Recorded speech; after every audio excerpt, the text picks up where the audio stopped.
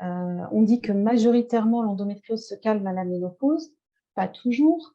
Mais voilà, qu'est-ce que c'est qu'exactement la ménopause? Qu'est-ce que c'est que les spécificités de la ménopause? Quel est l'impact pour les femmes? J'invite Lorraine Métro-Mantelet à nous en parler. Bonsoir Yasmine et merci beaucoup. Merci de manière plus générale à Endo-France, à Pietro et à Merck de me donner effectivement l'occasion de vous parler de cette période un peu particulière de la vie génitale de la femme qui est la ménopause. Et à l'instar de l'adolescence, eh bien, c'est effectivement une étape clé dans la vie génitale de la femme. De manière générale, la ménopause, c'est une période de bouleversement hormonal qui va avoir des conséquences corporelles, physiques, parfois psychiques. Et elle va être vécue un peu particulièrement chez les femmes qui ont de l'endométriose. Certaines vont finalement accueillir cette ménopause comme une bonne nouvelle, puisque ça va être la fin de ce long parcours de symptômes douloureux, de traitements hormonaux à répétition. Et quand elle va survenir de manière naturelle et finalement avec peu de symptômes, ce sera effectivement donc plutôt quelque chose de bénéfique et de positif. Mais il va y avoir aussi certaines patientes qui vont avoir des particularités liées à la fois à un âge de survenue de la ménopause un peu plus tôt que l'âge théorique, hein, qui est autour de la cinquantaine, et puis au type de ménopause, puisque certaines femmes auront eu une ménopause qu'on appelle chirurgicale, c'est-à-dire secondaire finalement au retrait des ovaires. Alors, on va effectivement définir de manière globale ce qu'est la ménopause. C'est l'arrêt définitif des règles depuis au moins 12 mois. Donc, c'est un diagnostic rétrospectif qui est clinique. Et il faut savoir que cette période de ménopause va être précédée de ce qu'on appelle la périménopause, qui est donc une période où vont apparaître un certain nombre de signes cliniques. C'est ce qu'on appelle les fameuses montagnes russes, je vais vous en parler, où le fonctionnement hormonal fait le yo-yo, et donc où les patientes vont alterner parfois des signes plutôt, elles vont avoir un climat d'hyperœstrogénie avec des symptômes particuliers, et puis parfois plutôt, elles vont avoir plutôt des symptômes en rapport avec un taux d'estradiol bas. On va parler de ménopause avancée quand la ménopause survient avant 45 ans et on va parler d'insuffisance ovarienne prématurée quand elle survient avant 40 ans et ce, que ce soit de manière soit naturelle, soit donc suite à une chirurgie des ovaires. Alors, en pratique, comment se passe donc cette transition de la périménopause vers la ménopause? Il va y avoir deux phénomènes physiologiques qui vont se produire. Tout d'abord, il y a une baisse de la fertilité qui est liée en fait à la chute du stock donc des follicules qui contiennent les ovocytes. Et puis, deuxièmement, donc effectivement une variation hormonale importante des hormones produites par les ovaires et surtout du taux d'œstrogène qui, à la ménopause, va être quasi nul. Alors, ce que je vous disais effectivement, et c'est important de s'attarder une minute sur cette période de périménopause, c'est le moment où vont apparaître en fait des troubles du cycle, c'est-à-dire les cycles se raccourcissent, puis se rallongent, et une alternance de signes qui vont être plutôt en faveur d'un climat où les œstrogènes prédominent, les patientes ont mal au sein, peuvent prendre du poids, se sentir gonflées, ou à l'inverse, alterner avec des périodes plutôt où il y a un climat pauvre en sécrétion d'œstrogènes et où les patientes peuvent avoir des bouffées de chaleur, parfois des troubles du sommeil, des insomnies, une sécheresse de la peau et avec ceci également des troubles de l'humeur qui peuvent aller d'une simple anxiété à un véritable syndrome dépressif avec parfois des troubles cognitifs. Donc, cette période de la périménopause, il faut savoir effectivement, dès qu'elle apparaît, en parler aux femmes, dire que voilà, ce n'est pas un gros mot, la périménopause, on met un mot sur des symptômes et on explique effectivement qu'à partir du moment où ces symptômes apparaissent, la ménopause surviendra en général dans les 4 à 7 ans qui suivent effectivement les premiers symptômes. Et puis, eh bien, quand les règles s'arrêtent, depuis au moins 12 mois, la ménopause survient.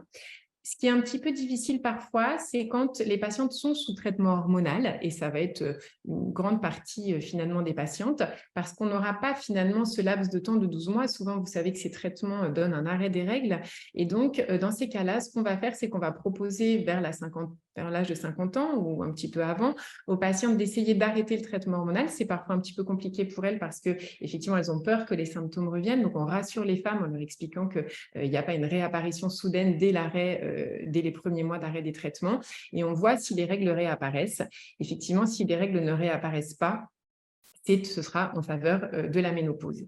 Et puis, une deuxième situation où le diagnostic peut parfois être un petit peu difficile, c'est quand les patientes ont eu une chirurgie de l'utérus, où effectivement elles n'ont plus d'utérus, et où là, eh bien, ça n'est pas effectivement l'arrêt des règles qui va nous guider. Et dans ces situations-là, on va pouvoir être amené à réaliser, dans ces cas-là, des dosages hormonaux qui vont pouvoir effectivement nous orienter. Alors, quelles sont les conséquences finalement de la ménopause de manière globale? Il va y avoir différents timings, il va y avoir les conséquences finalement assez immédiates dans les mois qui suivent finalement la survenue de la ménopause. Et tout d'abord, on va parler des fameuses bouffées de chaleur. Alors, qu'est-ce que c'est que ces bouffées de chaleur? C'est une sensation de chaleur qui monte dans le haut du corps et au niveau de la tête, qui dure entre quelques secondes et quelques minutes et qui s'accompagne parfois de sueur qui va être déclenchée par les émotions, les températures élevées, parfois le stress et la prise d'alcool. Et on sait qu'elles surviennent de manière générale au moment de la ménopause, mais qu'elles peuvent presque durer parfois 10 ans après l'installation de la ménopause. Un deuxième symptôme qui est fréquemment associé à la survenue de la ménopause, c'est la modification de la silhouette. Donc, c'est vrai que presque de manière inéluctable, les patientes vont avoir tendance à prendre un petit peu de poids. Et surtout, en fait, la répartition des graisses va être un peu différente. La silhouette change et on sait que la graisse va se stocker au niveau du ventre. Et ça, c'est quasiment physiologique. Et donc, il faudra effectivement prévenir les patientes et leur expliquer qu'avec un certain nombre de ce qu'on appelle mesures hygiéno-diététiques, on pourra effectivement les aider à lutter contre cette prise de poids et cette transformation de la silhouette. Et puis, on sait aussi que parfois, il y a une modification de la tension et certains paramètres du cholestérol et du sucre qui peuvent également être modifiés à cette période de la vie de la femme. Et puis, un dernier symptôme, enfin plutôt ce qu'on appelle un syndrome qui va apparaître rapidement dans les mois ou années qui suivent l'installation de la ménopause, c'est ce qu'on appelle le fameux syndrome génito-urinaire de ménopause. Globalement, qu'est-ce que c'est? C'est un ensemble de symptômes qui sont plutôt soit effectivement génitaux ou urinaires. Alors, c'est la fameuse sécheresse vaginale, mais il peut y avoir aussi des douleurs à la miction, il peut y avoir des brûlures, des sensations d'irritation, de démangeaison qui vont apparaître et on n'a pas besoin de 50 symptômes, un seul symptôme suffit pour considérer qu'effectivement on a donc une modification des muqueuses urogénitales qui vont être une conséquence de la survenue de la ménopause. Toutes les femmes ne vont pas forcément avoir de bouffées de chaleur et un syndrome génito-urinaire de ménopause, mais effectivement, ça peut être des symptômes qui peuvent les gêner au quotidien. Et puis, la ménopause au long cours, on sait que cette carence en œstrogène, on sait que nous, les femmes, finalement, nos hormones, jusqu'à l'âge de 50 ans, nous ont protégées. Elles nous ont protégées à la fois d'un point de vue cardiovasculaire, elles ont protégé nos vaisseaux du risque d'infarctus et d'accident vasculaire cérébral, ce qui nous différencie un peu des hommes, mais elles ont également permis à notre os de garder une minéralisation osseuse satisfaisante. Et donc, on sait que cette survenue de la carence en œstrogène à la ménopause va augmenter le risque cardiovasculaire, augmenter également le risque d'ostéopénie et d'ostéoporose, et puis également augmenter le risque de démence. Alors, quelles sont les circonstances cliniques finalement chez une patiente qui a l'endométriose et chez qui la ménopause va survenir? Eh bien, le plus souvent, comme je vous le disais, dans plus de 95% des cas, les symptômes disparaissent à la ménopause. Alors, on verra ensuite que si les patientes ont besoin de prendre un traitement hormonal de ménopause, des hormones substitutives, il faudra être vigilant et proposer des petites doses parce qu'on peut réactiver parfois les lésions. Et parfois, il n'y a pas une complète régression des lésions après la ménopause. Ça, c'est lié au fait que, vous le savez, ces petits implants d'endométriose qui peuvent être situés un petit peu partout dans le pelvis ont une activité endogène un peu particulière avec des enzymes un peu particulières qui vont faire que, parfois de manière un peu autonome, eh bien, ces lésions ne s'éteignent pas. Et puis, parfois, les lésions vont se réactiver après la ménopause ou très, très rarement, la révélation va avoir lieu après la ménopause. Et ça va être lié à deux choses. Au fait que même s'il n'y a plus de fonctionnement dans les ovaires et de sécrétion d'œstrogène, on a des petites glandes au-dessus des reins qui s'appellent les surrénales qui, elles, continuent à produire des hormones et ces hormones vont pouvoir se transformer en œstrogène et donc parfois faire le lit, effectivement, de l'endométriose. Et puis, les apports d'hormones exogènes, et notamment le fameux traitement hormonal substitutif ou traitement hormonal de ménopause, vont pouvoir aussi parfois effectivement être source d'une réapparition des douleurs. Alors, quels sont les enjeux quand on a une femme qui a une endométriose et chez qui, effectivement, la question de la ménopause est abordée. Il va falloir savoir si on est face à une ménopause chirurgicale, et donc le plus souvent un petit peu avancée ou prématurée par rapport à l'âge physiologique, qui est plutôt aux alentours de 50 ans, ou si c'est finalement une ménopause naturelle qui survient à un âge plutôt classique, et donc on n'aura pas les mêmes modalités de prise en charge et les mêmes propositions thérapeutiques. Alors, pour quelle raison? Eh bien, parce qu'on sait que quand la ménopause a lieu suite à l'ablation des ovaires, on sait qu'il y a une chute brutale des taux d'hormones et notamment des taux d'œstrogènes et des taux d'androgènes qui va se produire finalement de manière plus brutale et plus importante que quand la ménopause s'installe progressivement de manière naturelle.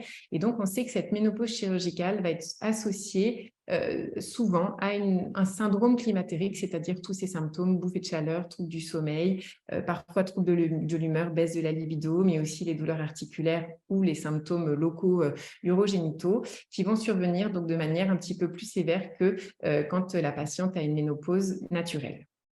On sait aussi que les patientes qui ont la survenue d'une ménopause donc chirurgicale, eh bien, ont un risque artériel, alors c'est-à-dire un risque cardiovasculaire, que ce soit un risque d'infarctus ou d'accident vasculaire cérébral, qui est plus important que quand la ménopause est survenue de manière naturelle. Et puis, on sait également, alors ça c'est plutôt une bonne nouvelle, que les patientes qui ont de l'endométriose, comparé à des patientes qui ont été opérées pour d'autres causes et qui ont eu une ménopause chirurgicale, mais pas pour des lésions d'endométriose, ont globalement un os et donc une minéralisation osseuse, malgré la prise parfois effectivement de traitements hormonaux au long cours, notamment les analogues de la GnRH, mais que leur os sera statistiquement significativement avec une minéralisation osseuse meilleure que les patientes qui ont été ménopausées chirurgicalement pour une autre cause que l'endométriose. Et ça, c'est probablement aussi lié au fait qu'elles ont effectivement donc, ces enzymes un peu spécifiques qui protègent, et ce climat hormonal endogène qu'elles ont eu effectivement toute leur vie, qui les a un peu protégées d'un point de vue des os. Et puis, enfin, et ça c'est très important, on en a parlé pour l'adolescente, mais c'est tout aussi vrai pour la ménopause. La prise en compte de la qualité de vie est fondamentale à cet âge particulier de la vie de la femme, qui est aussi un âge de transition, où c'est vrai que parfois, d'un point de vue professionnel, c'est une période où les femmes se posent des questions, ou dans leur vie plus familiale, c'est parfois le moment où les enfants, effectivement, sont plus grands et où elles doivent se détacher un peu d'eux. Et donc, on a des questionnaires de qualité de vie et des scores qui montrent que, notamment chez les patients qui ont été opérés pour une endométriose avant 45 ans et qui ont eu une ménopause chirurgicale, les scores de santé effectivement sexuelle, psychosociale, physique et puis sur les bouffées de chaleur sont plus importants. Et puis, cette dernière étude qui montre, alors là, ce n'est pas forcément dans le cadre de l'endométriose, mais de manière plus globale, que quand on a eu une chirurgie pour une ovariectomie, le risque de démence et de troubles cognitifs ultérieurs est plus important, et ce d'autant si la chirurgie a été réalisée avant 38 ans. Ça, c'est des données assez récentes et qui effectivement poussent les chirurgiens probablement à reculer l'âge, en tout cas, de l'ovariectomie, même si ils proposent une chirurgie de l'endométriose complète peut-être à 38 ou 40 ans. Alors, la bonne nouvelle, c'est qu'on a plein de solutions pour traiter les symptômes de la ménopause et vraiment les premières mesures à mettre en œuvre, ce sont donc ce qu'on appelle les fameuses règles hygiéno-diététiques. Il faut essayer de proposer aux femmes et dès la périménopause de les encourager à avoir une alimentation variée et équilibrée, à avoir une activité physique régulière. C'est à la fois des sports d'endurance et puis des sports plus cardio. Si elles fument, effectivement, de les encourager à essayer d'arrêter donc leur consommation de tabac. Insister sur l'importance des apports calciques. Il faut globalement essayer d'ingérer 1200 mg de calcium par jour, ce qui n'est pas évident. Je vous ai mis un site qui est le site du Griot, www.griot.org, qui permet effectivement d'évaluer ces apports en calcium et de voir si on a des apports adéquats et suffisants. Et puis, pour fixer le calcium sur les os, on a besoin de vitamine D. Et donc, chez les patientes ménopausées, et particulièrement chez celles qui ont une endométriose, doser la vitamine D et voir si elles ont une carence est fondamental pour pouvoir les substituer si besoin. Ensuite, on sait que pour le syndrome génito-urinaire de ménopause, eh bien, on a aussi effectivement un certain nombre de traitements locaux non hormonaux. Ça peut être des hydratants, des lubrifiants. Et si ça ne suffit pas, on peut donner des petites doses d'œstrogène par voie locale sous forme d'ovule ou de crème. C'est le traitement de référence qui d'ailleurs va être plus efficace pour ces symptômes locaux que le traitement hormonal classique donné par voie systémique. Et puis, on a d'autres mesures adjuvantes, notamment les traitements physiques comme le laser. Mais il faut encourager les femmes à en parler en consultation. Ce n'est pas un tabou, donc c'est à nous de l'aborder parce qu'en fait, il y a des études qui montrent que les médecins ne l'abordent pas. Essayer de mettre les patientes à l'aise et puis surtout leur proposer des traitements le plus tôt possible et surtout leur expliquer que ce n'est pas des traitements qui, si on les suspend, vont en fait être curatifs. C'est des traitements au long cours. Donc, effectivement, éduquer les patientes, mais si on leur explique, elles vont être tout à fait compliantes. On sait que pour les bouffées de chaleur, si les patientes sont un peu réticentes à prendre des hormones, on a des alternatives pharmacologiques comme un certain nombre de compléments alimentaires, comme la gynestéine ou bien des associations à base de pollen, de vitamine E, de houblon, ou certains antidépresseurs qui peuvent être utilisés à des doses effectivement un peu moindres que dans les troubles de l'humeur, qui peuvent agir sur certains neurotransmetteurs et diminuer les bouffées de chaleur. Et puis, tout comme à l'adolescence, on a des mesures d'intervention non pharmacologiques comme le yoga, l'hypnose ou l'acupuncture qui ont démontré toute leur efficacité. Alors, si on est amené à proposer un traitement hormonal, eh bien, globalement, on va proposer un traitement hormonal qui va associer deux choses, à la fois des œstrogènes, et on proposera en général plutôt des œstrogènes, pas par la bouche, mais plutôt ce qu'on appelle par voie transdermique, c'est-à-dire en gel ou en patch, associés à de la progestérone naturelle. Alors, qu'est-ce qu'on va devoir faire avant de proposer ce traitement? Il faut vérifier que les patientes ont une mammographie à jour. Ça, c'est important. Il faut vérifier effectivement que le dépistage du col est à jour aussi. On leur proposera de réaliser une ostéodensitométrie, surtout si la ménopause est survenue donc avant 45 ans et encore plus avant 40 ans, ou s'il y a des facteurs de risque. Et puis, il faudra également réaliser ce qu'on appelle un bilan métabolique, c'est-à-dire un bilan du cholestérol et du sucre, ça se fait par prise de sang. Et puis, éventuellement, s'il y a des facteurs de risque, eh bien, faire un bilan cardiovasculaire peut-être un peu plus poussé, également prendre la tension artérielle. Finalement, cet âge de la vie de la femme, 45-50 ans, c'est aussi le bon moment pour faire un bilan de santé globale. Et chez ces patients qui sont un peu plus à risque vasculaire parce qu'elles ont effectivement de l'endométriose, mais également parfois parce qu'elles ont une ménopause un petit peu plus avancée par rapport aux autres femmes, est fondamentale. Et puis, si on prescrit un traitement, il faudra suivre nos patientes. Et donc, il faudra, bien entendu, surveiller la réapparition des douleurs ou des symptômes d'endométriose. Donc ça, quand on prescrit un traitement, on revoit les femmes au bout de quelques mois et on fait vraiment un point pour savoir à la fois si ça a soulagé les douleurs, mais également, les symptômes, mais également s'il n'y a pas eu de réapparition donc des symptômes d'endométriose. Et puis, il faut essayer de trouver la dose minimale efficace, de traiter les femmes aussi longtemps qu'il le faudra, c'est-à-dire qu'il n'y a pas, on disait avant, 5 ans, pas plus. Ben non, si les patientes ont besoin du traitement plus longtemps, eh bien, si on réévalue la balance bénéfice-risque et qu'elle est favorable, on pourra poursuivre les traitements. Alors, c'est vrai que les femmes vont parfois être un petit peu réticentes à prendre un traitement hormonal substitutif ou de ménopause parce que finalement, elles ont eu des traitements hormonaux au long cours, que parfois elles ont été opérées et que finalement, elles se disent bah, « ça y est, la ménopause est survenue et maintenant, je vais être tranquille, je vais mettre tout ceci de côté ». Eh bien, on sait, et donc elles vont surtout aussi être inquiètes parfois sur le risque effectivement de réactivation des lésions si elles prennent des hormones. Donc, on a peu d'études, hein, mais globalement, les résultats sont plutôt rassurants et on sait qu'il y a plus de risques quand on va donner un traitement hormonal que les lésions se réactivent si les patientes ont encore leur utérus, ça c'est une première chose, ou bien si elles n'avaient pas été bien opérées ou complètement opérées et qu'elles avaient des lésions et notamment des lésions de plus de 3 cm. Ce qui, en pratique aujourd'hui, en général, n'est pas le cas puisque les chirurgiens, quand ils opèrent les patientes, ils essayent de les opérer de la manière la plus complète possible. Et puis, deuxièmement, quel type de traitement on va utiliser? Parce que finalement, on sait que la progestérone dans le traitement hormonal de ménopause, elle est essentiellement utilisée pour protéger l'endomètre, le petit tissu donc à l'intérieur de l'utérus, du risque de prolifération et de cancer. Eh bien, on sait que chez les femmes qui n'ont plus d'utérus, on a quand même un intérêt à associer tout de même aux œstrogènes, un peu de progestérone, car effectivement, en termes de risque de réactivation et de risque de douleur, eh bien, l'association œstrogène plus progestérone est plus favorable que de donner des œstrogènes seuls.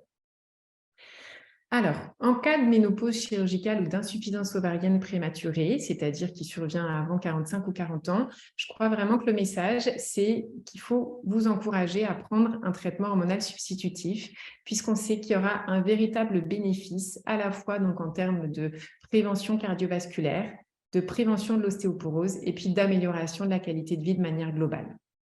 Si la ménopause survient vers la cinquantaine, donc une ménopause naturelle qui n'est pas chirurgicale, je crois que le message aujourd'hui, c'est de dire qu'il ne faut pas décourager la prise d'un traitement hormonal de ménopause, surtout si vous souffrez d'un syndrome climatérique invalidant, c'est-à-dire de bouffées de chaleur, de troubles de l'humeur importants, de douleurs articulaires, ou que, effectivement, s'il y a une ostéodensitométrie, l'os est limite. Alors, ce sera effectivement à évaluer dans une balance bénéfice-risque. Il faudra éliminer les contre-indications du traitement hormonal. Mais voilà, je crois vraiment que ces messages sont importants parce que probablement qu'un certain nombre de femmes vont avoir une réticence alors qu'en réalité, elles auront des bénéfices sur leur santé globale et sur leur qualité de vie. Ce traitement hormonal, il faudra le donner à la plus petite dose possible, avec bien sûr un suivi régulier, le réévaluer, sans oublier les règles d'hygiène-diététique. Et puis, bien sûr, s'il y a une réapparition de douleurs ou de symptômes d'endométriose, il faudra, dans ces cas-là, proposer l'arrêt du traitement et réaliser une imagerie complémentaire. Et puis, je terminerai en disant qu'il y a 3 M dans la vie génitale de la femme. Il y a la menstruation, la maternité et la ménopause. Et c'est vrai que la ménopause ne doit pas être vécue comme un état de rupture, mais c'est au contraire un état de continuité de la vie de la femme. Si je calcule bien, l'espérance de la vie de la femme étant de plus de, je crois, 82 ou 87 ans, et ça ne va faire qu'augmenter dans les années qui viennent, les femmes vont passer parfois un tiers, voire plus de la moitié de leur vie en ménopause. Et je crois vraiment qu'il ne faut pas le vivre comme une fatalité, mais comme quelque chose qui permettra d'amorcer une nouvelle phase de vie, avec surtout comme message très optimiste qu'il y a de nombreuses options thérapeutiques, hormonales ou non hormonales, qui peuvent donc aider les femmes, et nous, on doit les accompagner à cette étape donc, clé de leur vie. Voilà, je vous remercie. Merci Lorraine, c'était vraiment très intéressant. Alors, on va rebondir sur les questions. Un certain nombre qui sont arrivées. Je les ai perdues. Moi, Yasmine, Alors, j'en avais une passée rapidement. oui, vas-y, je t'en prie. Je peux en profiter pour poser dès maintenant à Lorraine. Lorraine, est-ce que les symptômes restent à vie? Non, non, non. Donc déjà, toutes les patientes ne vont pas avoir de symptômes, que la ménopause soit chirurgicale ou naturelle. Mais globalement, si on est honnête, 80% des femmes vont avoir des symptômes. Et parmi ces 80% des femmes, 1 sur 5 va avoir des symptômes sévères. Mais ces symptômes peuvent durer quelques mois, comme parfois 10 à 20 ans, ce qui est rare. Ce qui est rare. Mais effectivement, on n'a pas de facteur prédictif de effectivement la sévérité ou de la durée des symptômes après la ménopause. Et quand on est sous traitement continu à cause de l'endométriose, donc on n'a pas de règles, comment on sait qu'on est en ménopause? C'est justement ce que je disais. Dans ces cas-là, il faudra proposer aux femmes vers l'âge de 50 ans d'arrêter le traitement. Donc, si par exemple, elles ont un traitement hormonal progestatif, on leur demande de l'arrêter. Et puis, on les revoit au bout de 3-4 mois. Soit les règles sont réapparues. Alors, ce qu'il y a, c'est que parfois, les règles vont réapparaître pile à l'arrêt du traitement. Ça, c'est ce qu'on appelle un saignement artificiel. Et donc, puis, il ne faudra pas l'interpréter comme des vraies règles endogènes. Donc, on attend un petit peu, au moins 3-4 mois. Et si les règles ne sont pas réapparues, et même s'il n'y a pas de symptômes, on peut considérer, alors c'est vrai que le diagnostic c'est 12 mois, mais si les patientes sont symptomatiques, on n'attendra pas forcément 12 mois avant de les traiter. À l'inverse, et c'est vrai que je ne l'ai pas dit, la ménopause, ce n'est pas forcément un phénomène on-off, c'est-à-dire c'est pas la lumière s'éteint et plus jamais elle se rallume. Et parfois, il y a aussi des réactivations, mais chez toutes les femmes, ce n'est pas que chez les patientes qui ont de l'endométriose. Et donc, on n'a pas eu de règles pendant 9 mois ou 12 mois, et puis il y a un cycle qui revient. Voilà, donc c'est ce qu'on appelle effectivement parfois une petite résurgence. Donc, on propose l'arrêt des traitements. Ce qui peut être parfois un peu plus compliqué, c'est si les femmes ont un stérilet aux hormones. Et là, soit on fait un dosage hormonal. Le problème du dosage hormonal, c'est que le 1er janvier, il peut être en faveur de la ménopause et le 30 janvier en faveur d'une activité ovarienne qui persiste. Donc, dans ces cas-là, on peut aussi proposer le retrait du stérilet hormonal, pareil, vers 50 ans ou plus. Très bien. Et est-ce que vous avez le même message, c'est-à-dire donner un traitement hormonal de la ménopause après une ovariectomie à 40 ans, par exemple, et après une chirurgie, que pour une chirurgie après 50 ans? Est-ce qu'on passe Alors, effectivement, les risques de mortalité, enfin les risques vasculaires, on va dire, c'est surtout dans les études avant 45 ans, et ce d'autant que finalement que la chirurgie a été réalisée précocement. Donc, on sait qu'en fait, avant 45 ans, les risques augmentent, mais avant 40 ans, ils sont encore plus importants. Donc, voilà, ça, on le sait. Après, si la chirurgie est survenue vers 50 ans, la patiente a un risque équivalent à celle d'une femme qui, effectivement, est ménopausée, si ce n'est que comme elle a de l'endométriose, on sait qu'il y a certaines études qui suggèrent qu'elle est un petit peu plus à risque vasculaire. Et effectivement aussi, si elle a pris au long cours aussi certains traitements comme les analogues de manière un peu prolongée, elle a eu, puisque finalement, ces patientes, elles ont été dans un état plutôt d'hypoœstrogénie. Or, c'est ce que je vous disais, nous les femmes, nos hormones endogènes et notamment les œstrogènes nous protègent plutôt du risque cardiovasculaire. Mais effectivement, en tout cas, le traitement hormonal substitutif, avant 45 ans, il faut le proposer avant 40 ans, il est vraiment recommandé. Et entre 45 et 50 ans, c'est vrai qu'on discute avec la femme aussi en fonction bien de ses craintes, de son contexte global. On a tendance à être un peu plus souple. D'accord, c'est-à-dire qu'effectivement, si tout va bien avec un traitement hormonal, après tout, est-ce qu'il faut l'arrêter précocement parce qu'elle a plus de 50 ans Ah non, pas forcément du tout. C'est-à-dire que si une femme est très bien sous traitement, qu'elle prend depuis quelques années et qu'à 50 ans, elle souhaite le continuer, il n'y a pas d'indication à l'arrêter. En revanche, effectivement, la seule chose dont je n'ai pas parlé, c'est qu'on sait que le traitement hormonal, il est associé à un léger surrisque de cancer du sein, qui est modéré et faible, après 5 ans d'utilisation. Donc ça, voilà. Mais c'est des données qu'on ne peut pas extrapoler aux femmes de moins de 50 ans. C'est-à-dire que si je le prends à 40 ans, je ne sais pas si à 45 ans, j'augmente mon risque de cancer du sein, puisque les études ont été menées chez des femmes de plus de 50 ans. Après, c'est des cancers du sein qui sont en général de bien meilleurs pronostics, puisque les femmes sont très suivies et dépistées. Et on ne pense pas que ce soit le traitement hormonal qui déclenche le cancer. En fait, c'est toujours la question, est-ce que c'est un effet, ce qu'on appelle initiateur ou promoteur, c'est-à-dire est-ce que ça a déclenché? Ben non, probablement que bien voilà, il y avait des petites cellules qui ont été un peu imprégnées d'hormones et qui ont eu tendance à se transformer. Mais je ne crois pas que s'il n'y a pas d'antécédents familiaux et que la patiente fait ses mammographies régulièrement, on ait une indication à arrêter le traitement juste sous couvert effectivement de la peur du cancer du sein, parce qu'on sait qu'à l'inverse, il y a plein d'autres bénéfices cardiovasculaires, démence, cognitifs, qualité de vie qui sont très importants. Donc, c'est vraiment une balance bénéfice-risque. On en rediscute à chaque consultation avec nos patientes. Et alors, Lorraine, ces traitements étant très importants, il y a deux questions qui se recroisent un peu, Yasmine, je crois. Et une première question est autour des estrogènes naturels, où les trouver.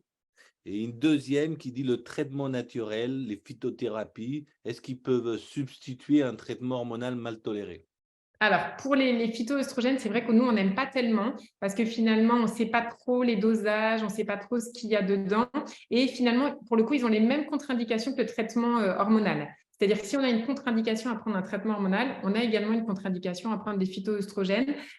Bon, après, c'est vrai qu'il y a un certain nombre de femmes qui ont l'impression que c'est un peu moins, entre guillemets, hormonal qu'un traitement hormonal. Je crois que si on a des symptômes, proposer le traitement hormonal, c'est important. Alors après, où les trouver? C'est ce qu'on appelle des hormones bioidentiques. Donc, elles sont similaires finalement aux hormones qui étaient produites par les ovaires de la femme. Et ces hormones, contrairement, parce que vous devez peut-être penser effectivement aux études américaines qui ont décrit les traitements hormonaux, mais ce n'est pas du tout les mêmes hormones. C'était des hormones qu'on appelait plus synthétiques. Ce n'était pas les mêmes voies d'administration. C'était aussi des femmes qui avaient des facteurs de risque qui étaient plus âgées. Donc, avec le traitement, ce qu'on appelle à la française, c'est-à-dire de l'estradiol naturel, de la progestérone naturelle et de l'estradiol qui est donné en gel ou en patch, on sait qu'on s'affranchit d'un certain nombre de risques, notamment cardiovasculaires. Et ça, on a plein d'études. Très rassurantes. Merci, Lorraine. Très bien. Alors, ça enchaîne un peu aussi sur les complémentaires alimentaires recommandés, vitamines, remèdes naturels. Est-ce qu'il y a des conseils pratico-pratiques qui peuvent être mis en place avec des produits complètement naturels. La Oui, donc vitamine D. on a une certaine gamme à base de vitamine E, de pollen, de houblon. Je ne peux pas donner bien sûr les noms, hein, mais qui, on le sait, peuvent être efficaces. Alors, on sait que tous les traitements pharmacologiques et non pharmacologiques non hormonaux sont moins efficaces, notamment sur les fameuses bouffées de chaleur, que le traitement hormonal. Mais ça peut être parfois efficace et je crois que de même qu'effectivement pour les douleurs, l'alimentation, les régimes, l'hypnose, l'acupuncture, etc. Après tout, ce qui convient à la femme et ce qu'elle a choisi, souvent c'est efficace, hein. Donc, il ne faut pas du tout condamner ces traitements-là. Et on peut aussi y aller step by step si les patientes sont un petit peu réticentes. Alors, pas dans le cadre où elles ont une ménopause avant 45 ans ou avant 40 ans, parce que ces traitements-là, ils ne vont pas permettre, effectivement, en termes de bénéfices cardiovasculaires et osseux, d'améliorer effectivement ces paramètres-là.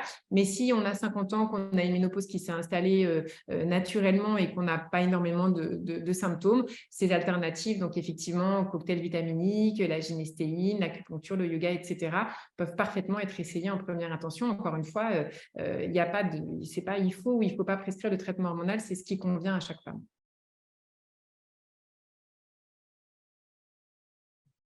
D'accord. Merci beaucoup, Lorraine.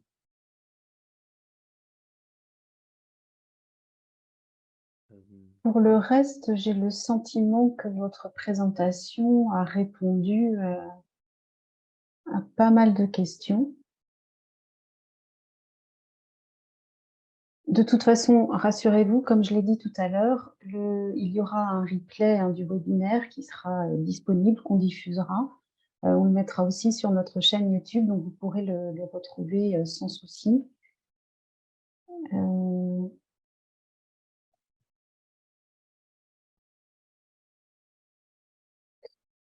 Peut-être une dernière question. Est-ce que la dernière… Ouais, il y a une question sur le syndrome génito-urinaire de la ménopause.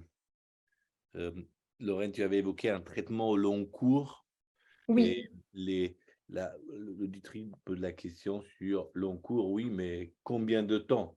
À vie? Alors, c'est vrai que pour le coup, alors déjà la fréquence, en général, on propose l'administration de ces ovules ou de cette crème 2 fois par semaine. Ce n'est pas forcément tous les jours, mais c'est pour maintenir effectivement en fait localement une imprégnation en œstrogène qui va aider effectivement les muqueuses à être davantage trophiques. Après, au long cours, effectivement, c'est tant que les femmes ont une activité sexuelle, parce que c'est vrai que c'est aussi de cet ordre-là, c'est-à-dire que ça va les aider à avoir des muqueuses qui seront plus trophiques. Après, si elles n'ont pas d'activité sexuelle et aucun symptôme, ce n'est pas du tout une obligation de poursuivre ces traitements-là. Donc, c'est tant qu'elles ont des symptômes et tant qu'elles en ont besoin. Mais effectivement, on sait qu'à l'arrêt de ces traitements-là, en fait, c'est des effets donc suspensifs et qui ne sont pas curatifs. Et toutes les femmes n'ont pas forcément une atteinte des muqueuses, hein, enfin une baisse effectivement de la tropicité des muqueuses. Alors, Lorraine, comme on parle de long cours, et il y a une question qui est autour de la persistance des symptômes plusieurs années après une hystérectomie qui a été réalisée pour une adénomiose diffuse. Est-ce que après… De symptômes, tu veux dire douloureux ou de symptômes J'ai pas de précision, mais je crois que c'est plutôt douloureux.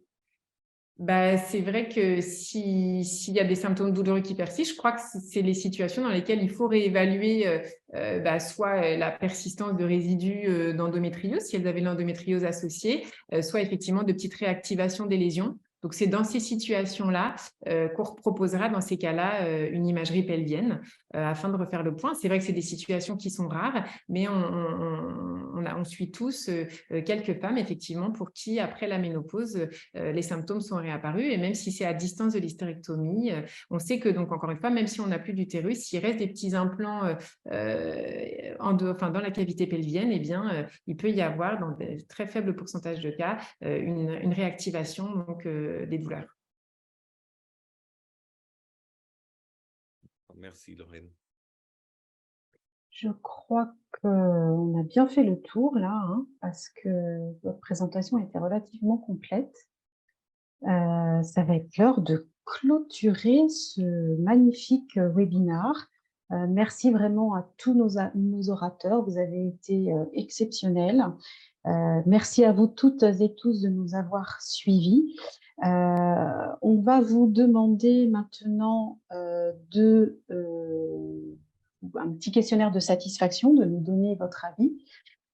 Pendant ce temps-là, je vous rappelle que vous avez une page dédiée aux adolescents sur le site internet EndoFrance. Notamment, vous y retrouverez la BD L'endométriose de Clara, qui est basée sur des témoignages réels et qui relate avec beaucoup de réalité, mais aussi avec beaucoup d'optimisme, le parcours d'une jeune fille en souffrance.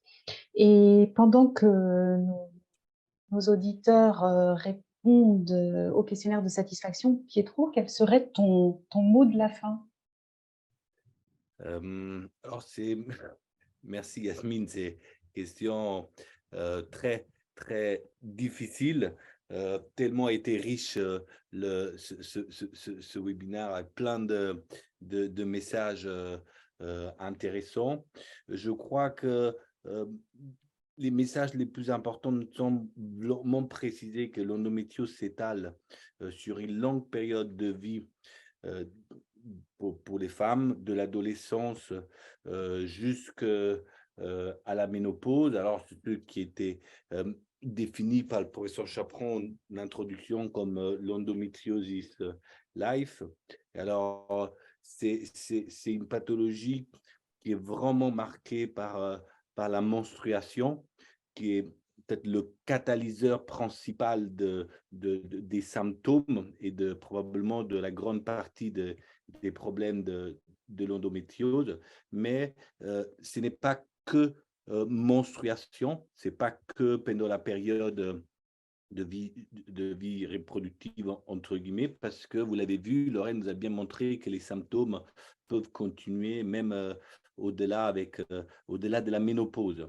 Et alors, un autre message qui me paraît extrêmement important, c'est que l'endométriose de l'adolescence, M. Chaperon l'a clairement dit, n'est pas rare. Hein. On retrouve des endométriomes ovariens, des endométrioses profondes, et que l'interrogatoire reste fondamental pour évoquer le diagnostic.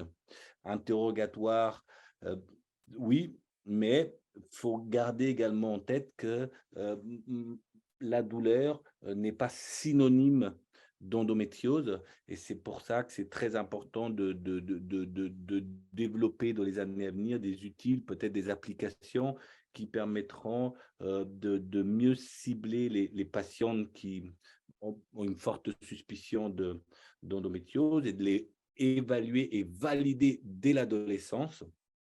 Et l'imagerie reste aujourd'hui l'utile le plus important, le plus fondamental pour confirmer le diagnostic. Et c'est non seulement pour confirmer le diagnostic, mais également préciser le type de lésion dont une patiente souffre. Et comme Sabrina l'a dit clairement dans son topo, il est important de traiter les patientes, peut-être pour éviter que la douleur envahisse les patientes, et se rappeler qu'il y a un grand volet de traitement médicale hormonale, mais également des nombreuses thérapeutiques d'accompagnement non médicamenteuses qui ont été, Yasmine, bien évoquées dans le webinaire précédent.